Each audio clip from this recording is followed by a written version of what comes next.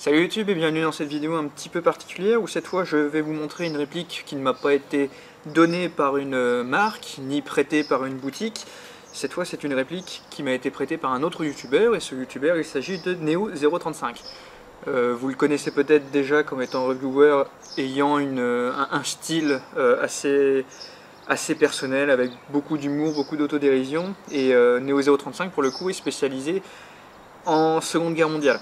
Et en particulier, l'une des pièces maîtresses de sa collection, il s'agit de ceci.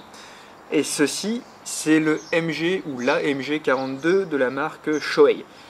Shoei, c'est une marque assez intrigante en soi, car elle est relativement connue dans le monde de l'airsoft, et elle est surtout connue pour la MG42 en elle-même. Et ce qui est assez curieux, c'est que Shoei, c'est pourtant une toute petite entreprise, qui je crois ne compte que 3 personnes. Et pour le coup, le MG42 de Shoei est connu également pour être une réplique particulièrement chère. En effet, pour obtenir ceci, vous devez débourser pas moins de 2000 $, je crois. Et encore, on ne parle ici que de la réplique. On ne parle pas du système d'alimentation, puisque cette réplique fonctionne en effet avec un réservoir externe d'air comprimé. Et on ne parle pas non plus des chargeurs. Les chargeurs, ce sont les petites boîtes que vous voyez ici, il y en a 2. Et ces chargeurs viennent se placer en dessous du top cover. Le MG42 Shoei, il est pas vraiment jouable. En fait, j'ai essayé moi-même de tirer un petit peu avec la réplique, et comme vous le savez, ou peut-être que vous ne le savez pas, mais pour le coup, je dispose avant tout de billes Tanyokoba. Et les billes Tanyokoba ne fonctionnent pas vraiment avec cette réplique, puisque les billes éclatent à l'intérieur du canon interne, tant et si bien que je n'ai pas pu tester les performances de cet engin-là. C'est pourquoi je vais faire une deuxième vidéo de cette réplique, mais ça ne sera que du tir à vide malheureusement. J'ai néanmoins décidé de faire cette petite vidéo d'introduction, un petit peu comme je fais avec les vidéos de déballage d'habitude, car étant donné le caractère de cette réplique, je me suis dit que ça valait le coup de faire 2 vidéos. En tout cas, je remercie beaucoup Neo035 pour ce prêt, car je suis vraiment content de pouvoir montrer cette réplique sur ma chaîne YouTube. Donc le fonctionnement lui-même est relativement simple. Vous voyez donc ici qu'il y a une réserve d'air comprimé externe avec un flexible, et celui-ci vient s'enclencher dans le trou qu'on voit ici devant la détente.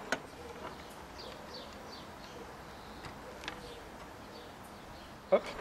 Ensuite, en fait, il suffit d'ouvrir la valve de gaz, d'armer en arrière, de ramener le levier d'armement en avant, et là, lorsqu'on appuie sur la détente, si j'avais ouvert l'arrivée d'air, eh bien ça permettrait de tirer avec la réplique.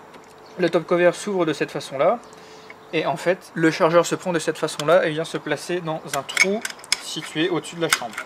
Et ce qui se passe en fait, c'est qu'à chaque fois que la réplique tire, ça fait trembler le chargeur comme ça, et le mécanisme du chargeur fait qu'à chaque fois, une bille tombe dans la chambre et est ainsi tirée par la réplique.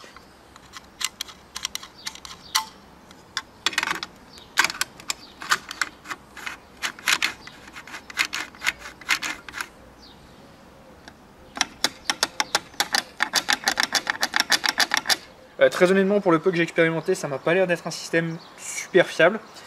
En revanche, le gros avantage du système, eh bien, c'est que ça permet d'avoir un recul qui est vraiment très sympa. C'est vraiment un grand plaisir de tirer avec cette réplique-là. Comme vous pouvez le voir, Neo035 m'a également prêté cette bande de fausses cartouches, à moins qu'il ne s'agisse de cartouches neutralisées, je ne sais pas vraiment. On peut les placer dans la réplique, il suffit de les mettre comme ça et de refermer le top cover. Et alors, il est possible de tirer à vide de cette façon-là, et le mouvement du mécanisme fait bouger la bande de munitions, tant et si bien que ça donne un aspect qui est vraiment réaliste.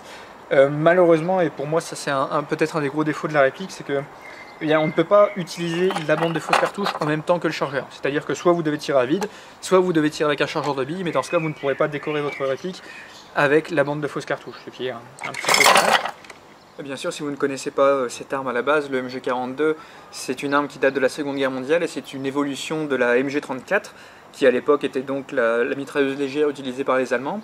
Ils avaient néanmoins rencontré 2 problèmes. Le problème, c'était le coût de fabrication et le temps de fabrication. Ils ont eu des besoins tellement énormes qu'ils ont eu besoin de trouver une façon de fabriquer des mitrailleuses de façon plus économique et plus rapide. C'est ainsi que naquit la MG42, qui coûtait beaucoup moins cher et qui prenait beaucoup moins de temps. Par ailleurs, cette arme était également connue pour avoir une cadence de tir particulièrement élevée, en tout cas pour certains modèles qui étaient utilisés pendant la guerre.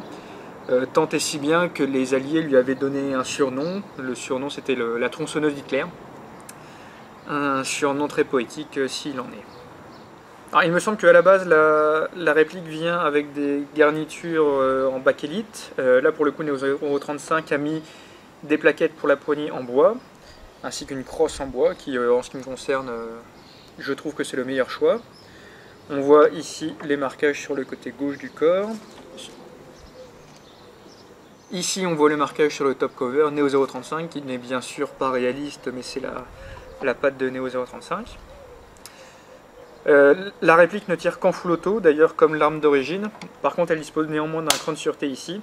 Lorsqu'il est poussé vers la gauche, la détente est bloquée. Poussé vers la droite, on peut appuyer sur la détente. Ici, vous pouvez voir la hausse graduée qui permet, sur un vrai du moins, de régler le rear sight en fonction de la distance. On peut le soulever et le baisser. Ici, on peut également voir une ailette qui normalement permet d'utiliser la mitrailleuse en tant qu'arme anti-aérienne. Mais pour ça, il faut utiliser un espèce de trépied dédicacé à cet usage. Ici, nous pouvons voir le guidon. Voilà, pour plus de détails, eh bien, je vous invite à aller voir les vidéos que Neo 035 a fait à ce sujet. Elles seront plus détaillées que ce que je pourrais jamais faire. Moi, je vais quand même faire, donc, comme je disais, une petite vidéo de tir à vide de cette réplique-là, en espérant qu'elle vous plaira quand même. Et d'ici là, je vous souhaite une bonne continuation. Salut!